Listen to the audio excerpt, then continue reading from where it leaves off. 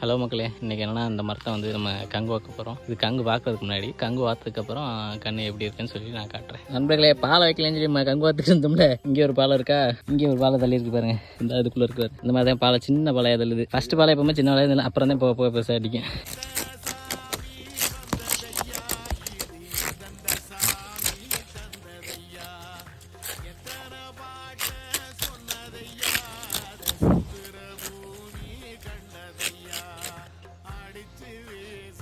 மக்களே, ஏன்னா நம்ம தெரியாதவே இல்லை, மரத்தில் நம்ம கங்கு பார்த்துட்டு இருக்கோம்.